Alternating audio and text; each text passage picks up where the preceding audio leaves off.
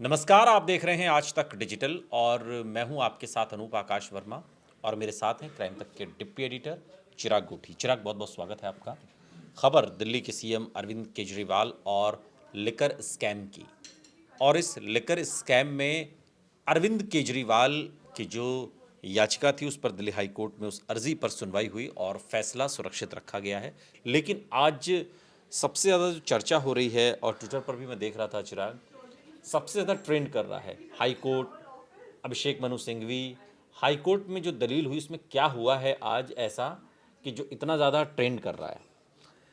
देखिए, कई सारे एग्जाम्पल दिए। जो एएसजी हैं, जो एडिशनल सॉलिसिटर जनरल हैं राजू, उन्होंने, जो कि ईडी के वकील हैं, पहला है कि आप देश को लूट लेंगे लेकिन कोई आपको छू नहीं सकता क्योंकि चुनाव आ रहे हैं। एक ये दलील दी गई। हालांकि इसका विरोध भी किया अभिषेक मनु सिंघवी, जो कि केजरीवाल के लॉयर थे, कि भाई ये दलील का क्या मतलब है। ये भी कहा कि कोई मर्डर केस हो जाता है तो उसमें अगर डेड बॉडी नहीं मिलती तो क्या मर्डर केस नहीं चलता, क्या सजा नहीं होती आरोपियों को। तो ये कहा गया, ये दलील ये थी कि भाई हमेशा ये कहा जा रहा है केजरीवाल कैंप की तरफ से कि पैसा कहाँ है। तो कह रहे पैसा तो यूज हो गया, हम बता तो रहे हैं पैसा यूज हो गया, आप बार बार एक ही बात बोले जा रहे हो पैसा कहाँ है, पैसा कहाँ है। हमने ट्रेल बताने की कोशिश की कि भाई देखिए, साउथ कैंप जो था वो जुड़ा हुआ था केजरीवाल कैंप से, उन्होंने किकबैक्स दिए और उसको इस्तेमाल जो हुआ वो आंगड़ियों के थ्रू, यानी हवाला ऑपरेटर्स के थ्रू जो है वो डेस्टिनेशन तक पहुंचा जहां तक जाना था। यानी कि जिसमें चनप्रीत नाम का एक शख्स था, जिसमें मोंदकर था, रवि मोंदकर, इन तक पहुंचा, राजीव मोंदकर सॉरी। और उसके बाद जो है वो यूज हुआ इलेक्शन में। टाइम ड्यूरेशन बता दी, सीडीआर बता दी, कई विटनेसेस के बयान बता दिए।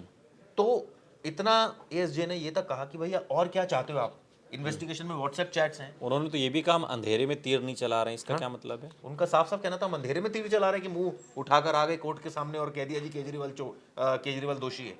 हमने सबूत है हमारे पास जो इस तरह की दलीलें दी गई। हालांकि इसका रिबटल भी जो है वो अभिषेक सिंघवी ने ने अच्छा किया। उन्होंने बहुत सारी बातें कही कि टाइमिंग पर सवाल उठाया, ये कहा कि भाई अरेस्ट जो है वो इस केस में बनती नहीं थी, ये तमाम सेक्शंस नहीं ऐड होते थे। तो उन्होंने कहा, एएसजी जो राजू थे, उन्होंने कहा कि भाई चुनाव को देखकर गिरफ्तारी ठीक है, आप जो मर्जी कहिए, लेकिन ये कोई दलील नहीं है कि चुनाव आ रहे हैं तो हम अरेस्ट नहीं कर सकते किसी को।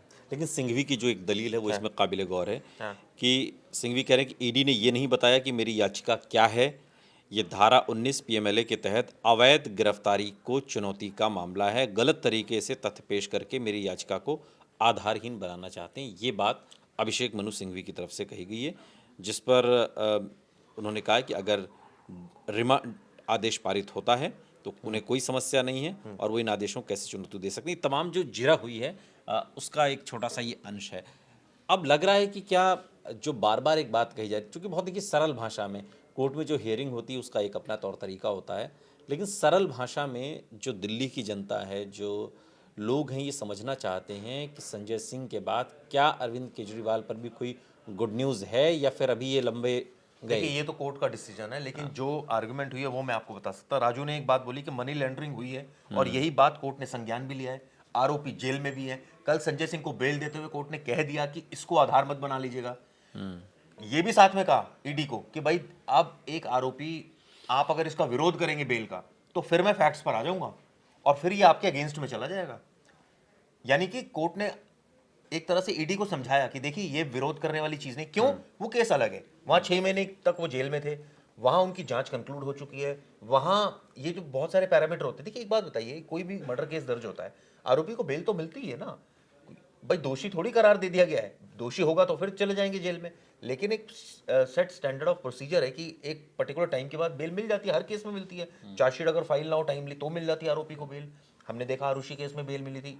तो ऐसा नहीं है बेल नहीं मिलती, लेकिन कई ऐसे भी केस है कि पिक एंड चूज टाइप होता है, उनमें बेल नहीं मिलती। मुझे याद है मेरा एक दोस्त मर्डर केस में अंदर गया और करीबन 6 से 7 साल हो गए, उसको बेल नहीं मिली। चिराग, मर्डर केस से मर्डर केसेस की तुलना करना सही है? मैं ये नहीं कह रहा, लेकिन देखिए आप समझिए, अगर आपके खिलाफ स्ट्रॉन्ग एविडेंस आ रहे हैं और कोर्ट को ड्यूरिंग द ट्रायल ये समझ में आ रहा है कि स्ट्रॉन्ग एविडेंस है, तो कोर्ट को कई बार ऐसा भी लगता है कि ठीक है, बाद में भी हो सकता है कि इसमें इसको कन्विक्शन हो जाए, हो सकता है कन्विक्शन हो जाए तो अभी ये काट तो रहा ही है सजा, और ठीक है बाद में इसकी सजा वो एडजस्ट हो जाएगी। लेकिन कई बार ऐसा भी होता है फैसला उलट हो जाता है, एक पॉइंट ऑफ टाइम पर कोर्ट को लगता है नहीं नहीं ये तो इसको फंसाया गया था, तो फिर उसके लिए ये एक तरह से नुकसान हुआ था आरोपी के लिए, वो जितने टाइम जेल में रहता है कि भाई आपने मुझे जेल में क्यों डाल लेकिन दिया। फिर वही सवाल ना, करप्शन का मामला अलग है, हत्या का मामला अलग है, दो अलग देखिए अलग हमने दिशाओं शुरुआत के की हैं। वीडियो में ये बात कही थी अनूप, किसी भी केस में पुलिस को तब तक अरेस्ट नहीं करना चाहिए जब तक जांच ना हो जाए। ठीक। इस केस में भी जांच हुई, पूरी 2 साल तक जांच हुई, उसके बाद अरेस्ट किया गया। तो ये कहना कि मुझे जो है अरेस्ट क्यों कर लिया गया, मेरे खिलाफ जो है वो सबूत नहीं है, मेरे खिलाफ मैं कौन सा हैम्पर करूंगा, ये तमाम बातें। अरेस्ट तो तभी किया जाता ना जब जिसके बाहर रहने पर केस में छेड़छाड़ की गुंजाइश हो, मैनिपुलेट कर सकता हो गवाहों को, सबूतों को। इसमें ऐसा क्या अभी दलीलों में क्या नजर आ रहा है जो एसजी की तरफ से रखी ये गई? सारी बातें बोली गई है सिंघवी की तरफ से, जो आप बोल रहे हो कि ये कौन सा प्रभावित कर लेंगे, ये कौन से जो है वो ये तो सारा ओपन एंड शट केस है, आपने सारे सबूत इकट्ठे कर लिए हैं, जांच हो चुकी है, तो फिर क्या जरूरत है किसी को अरेस्ट करने की। देखिए बेल का प्रोविजन कोर्ट में एक प्रोविजन है आरोपी के लिए, एक क्लॉज है, सुप्रीम कोर्ट ने भी कहा है कि बेल बिल्कुल मिलनी चाहिए, लेकिन सवाल उठता है कब मिलनी चाहिए, किस दौरान मिलनी चाहिए बेल। ठीक आपने जांच कर ली, सब खत्म कर लिया, अब आपको पता है कि अब अगर ज्यादा से ज्यादा आरोपी क्या कर सकता है, ज्यादा से ज्यादा जो डॉक्यूमेंटेशन हमारे पास आ गए वो तो छेड़छाड़ नहीं हो सकते, वो तो कर ही नहीं सकता।